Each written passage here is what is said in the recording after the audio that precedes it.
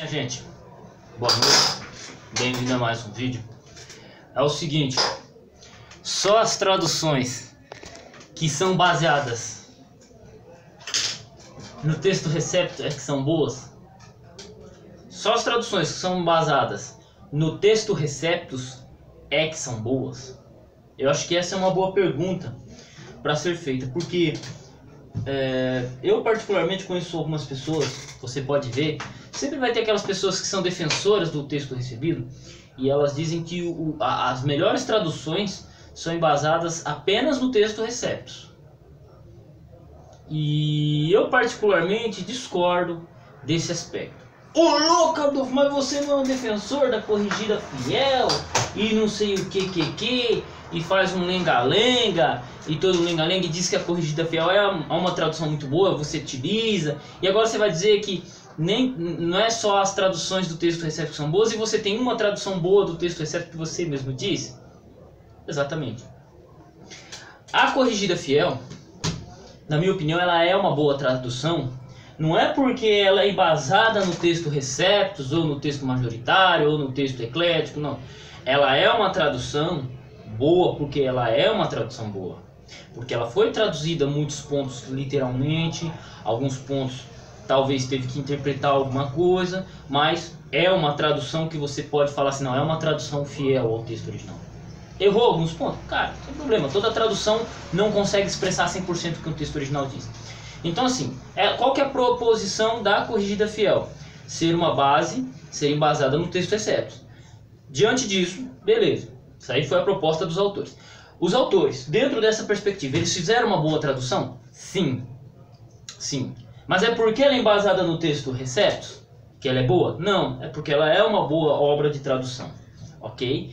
Então necessariamente uma tradução ela não precisa ser embasada no texto receptus para ser uma boa tradução. Eu particularmente tenho uma Bíblia de apoio, que é a Bíblia de Jerusalém, né? Ela tem alguns versos ali que podem ser questionáveis, mas no geral ela é uma boa Bíblia. E ela é embasada onde? No texto eclético. Ela é uma Bíblia de tradução literal? Não, é uma Bíblia com um viés um pouco mais dinâmico.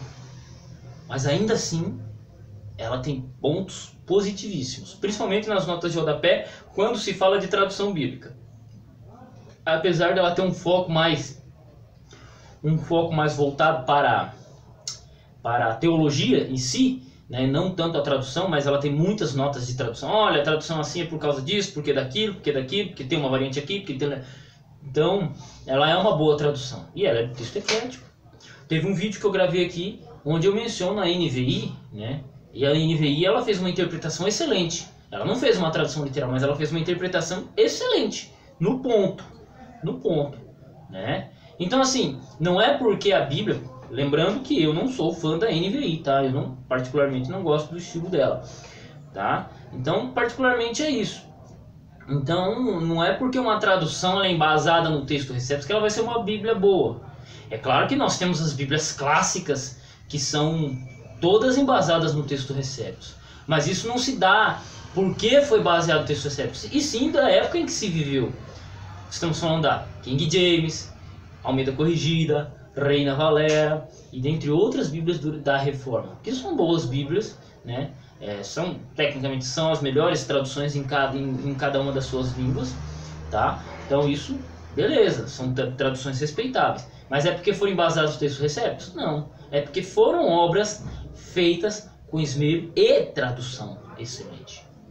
Tá? Não estou dizendo que as outras não são feitas assim, mas as que conseguiram se destacar mais dentro dos seus meios foram essas, né? Então, atualmente temos boas Bíblias baseadas no texto eclético.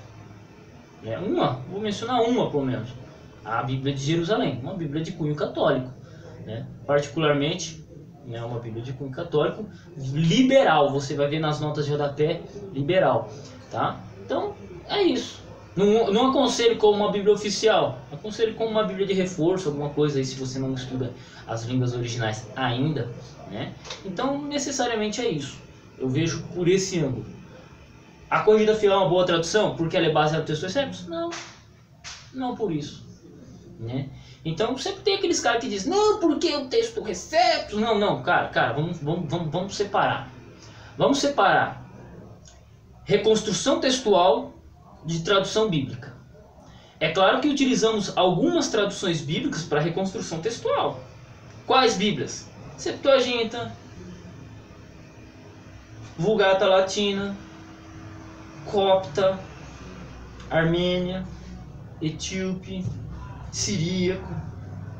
Usamos essas versões antigas para a reconstrução do texto, ok?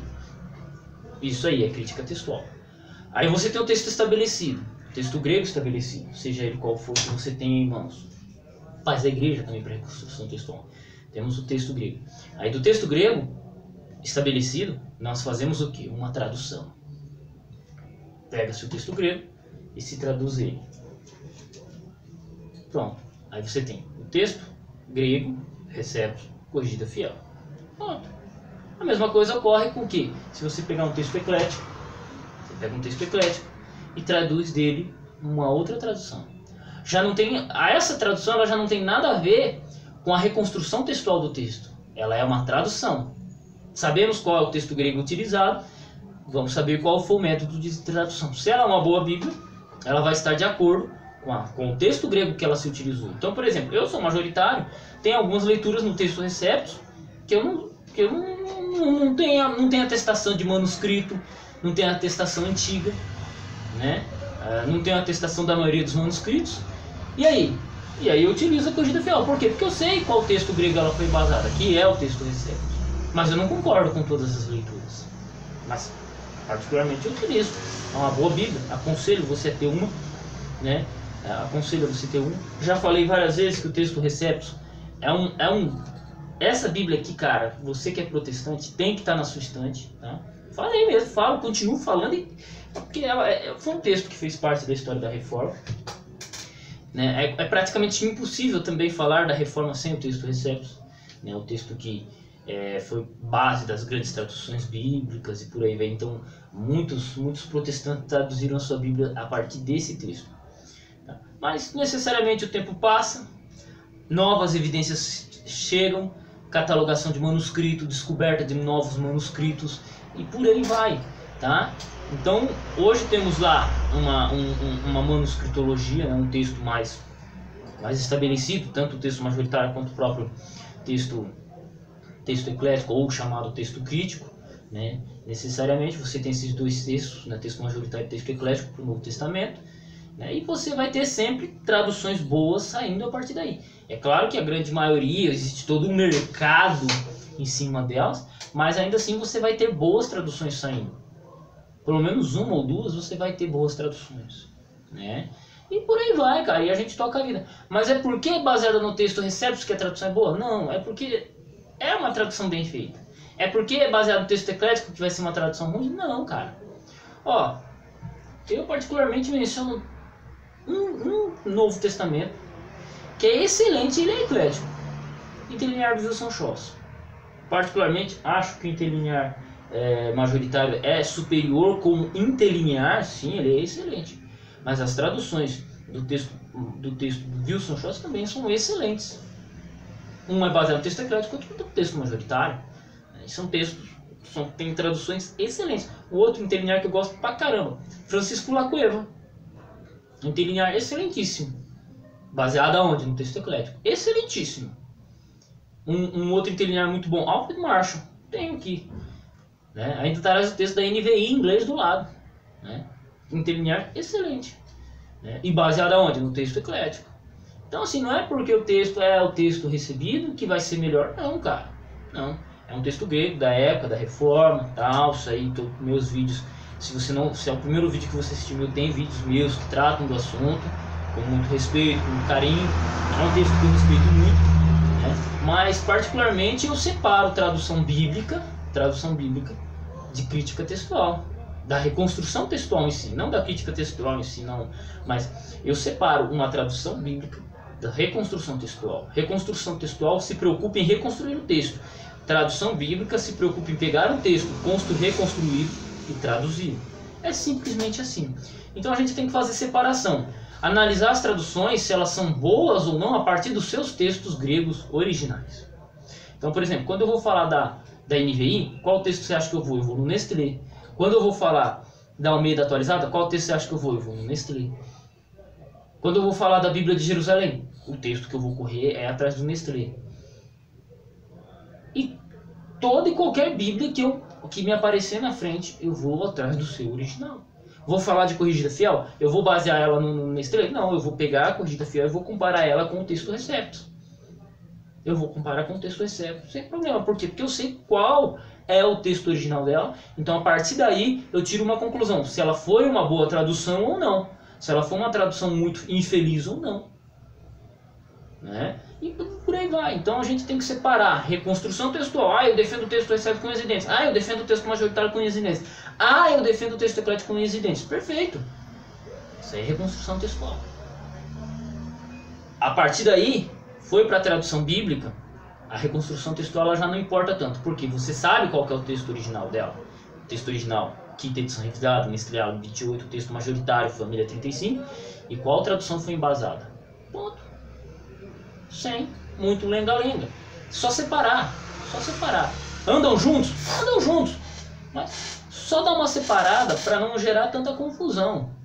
Né? Porque tem gente que fala, não, porque só as Bíblias baseadas nos textos Receptus é que são boas.